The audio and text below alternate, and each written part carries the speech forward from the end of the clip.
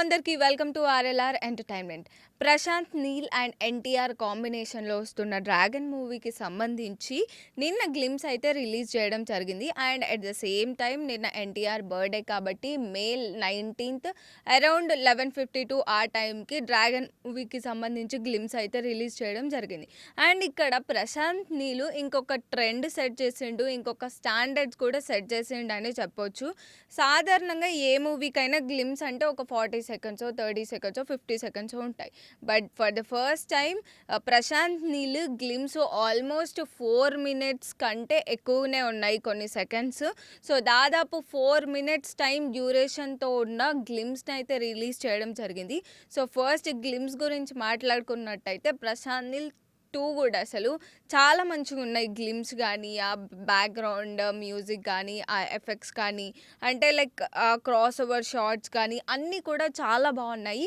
అంటే ఈ entire whole movie point ఏంటి అనేది లైక్ ఒక 4 minutes గ్లిమ్స్లో షార్ట్లీ మంచిగా క్లీన్ అండ్ క్లియర్గా చెప్పినట్టు అనిపించింది. సో ఎన్టీఆర్ లుక్ గురించి మాట్లాడుకున్నట్టయితే ఫర్ ద ఫస్ట్ టైం ఎన్టీఆర్ని మరీ అంత లీన్ లుక్లో చూస్తున్నాం కాబట్టి సో కొంచెం అటు ఇటు అనిపించింది. బట్ ఓకే ఫైన్, బాగానే ఉంది. ఎన్టీఆర్ లుక్ కానీ, ఆ బాడీ ట్రాన్స్ఫర్మేషన్ కానీ మంచిగా ఉంది. కాకపోతే లీన్ లుక్లో చూస్తున్నాం కాబట్టి కొంచెం అటు ఇటు ఉన్నట్టు అనిపించింది. బట్ అదర్ దెన్ దట్ అన్నీ బాగున్నాయి. అండ్ ఈ గ్లిమ్స్లో మనకి డ్రాగన్ మూవీలో ఎన్టీఆర్ క్యారెక్టరు లుగార్గా ఇంట్రడ్యూస్ చేశారు. అండ్ దట్ టు హీరోయిన్ చేత ఇంట్రడ్యూస్ చేయించిన బిట్ ఉంది కదా, అది కూడా చాలా బాగుంది. First day, second day, third day అని చెప్పేసి. అండ్ ఈ మూవీలో ప్లాట్ గురించి మాట్లాడుకున్నట్టయితే గ్లిమ్స్లో ఏదైతే రిలీజ్ చేసిన దాన్ని బట్టి ప్లాట్ అయితే చెప్తాను. సో బ్రిటిష్ వాళ్ళు ఇండియాకి మనల్ని రూల్ చేయడానికి వచ్చారు. అండ్ ఇక్కడ 250 సంవత్సరాల క్రితం వాళ్ళు వ్యాపారం చేయడానికి వచ్చినప్పుడు సో ఇక్కడ ఓపియం పాపీ అనే ఒక డ్రగ్ మీద వాళ్ళు బిజినెస్ చేయడం జరిగిందనమాట. సో వాళ్ళు 1947లో వెళ్తా ఆ డ్రగ్ని ఇక్కడే వదిలేసి పడేశారు. సో ఆ డ్రగ్ కోసం అని చెప్పేసి ఇక్కడ ఉన్న వాళ్ళే అఫ్ఘాన్ ట్రేడర్స్, గోల్డెన్ ట్రేడర్స్ అని చెప్పి 2 పార్ట్లుగా డివైడ్ అయిపోయి వార్స్ జరగడం స్టార్ట్ అయిపోయాయి. సో ఈ వార్స్ జరగడం స్టార్ట్ అయినప్పుడు హీరో ఉంటాడు కదా ఎవరో ఒకరు, సో ఆ హీరో క్యారెక్టరే మన ఎన్టీఆర్ లుగార్ అనమాట.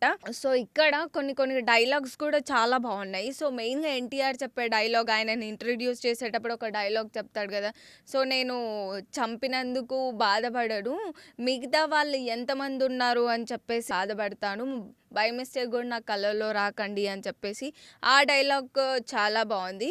సో ప్రశాంత్ నీల్ ఆల్మోస్ట్ ఒక గట్టి కాంపిటీషన్ ఇవ్వబోతున్నాడు అని చెప్పేసి ఇండైరెక్ట్గానే మన గ్లిమ్స్ త్రూ అర్థమవుతుంది. అండ్ చాలా బాగుంది గ్లిమ్స్ ఏవైతే ఉన్నాయో. అండ్ రుక్మిణి వసంత్ క్యారెక్టర్ కూడా ఒక మంచి క్యారెక్టరే అక్కడ ఉంది అని అనిపించేలాగా ప్రొజెక్ట్ చేశారు.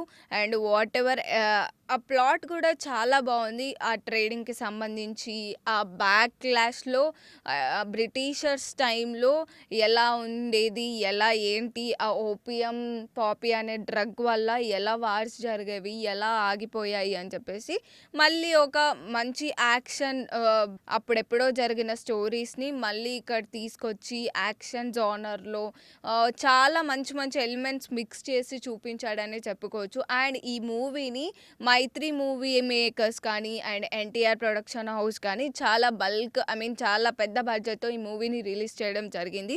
సో ఎట్టకేలకు అనుకున్నట్టుగా ఎన్టీఆర్ బర్త్డే సందర్భంగా మనకు గ్లిమ్స్ అయితే రిలీజ్ చేయడం జరిగింది. సో ఈ మూవీని నెక్స్ట్ 2027 జూన్ 11th రిలీజ్ చేయబోతున్నారు. సో అప్పటిదాకా కూడా ఎవరు ఆగేటట్టు లేరు. గ్లిమ్స్ చూసినాకనే ఆల్మోస్ట్ అందరికీ ఎక్స్పెక్టేషన్స్ ఈ లెవెల్లో ఉన్నాయి. ఆ లుగార్ క్యారెక్టర్ చాలా ఇంపాక్ట్ చూపించిందని చెప్పుకోవచ్చు. అండ్ ఈ గ్లిమ్స్తోని ప్రశాంత్ నీల్ ఒక ట్రేడ్ మార్క్ సెట్ చేశాడు. ఇక మూవీ రిలీజ్ అయ్యాక ఇంకెన్ని మార్క్స్ సెట్ చేస్తాడు అని వెయిట్ చేస్తున్నాము. సో మరిన్ని అప్డేట్స్ కోసం చూస్తూనే ఉండండి ఆర్ఎల్ఆర్ ఎంటర్టైన్మెంట్.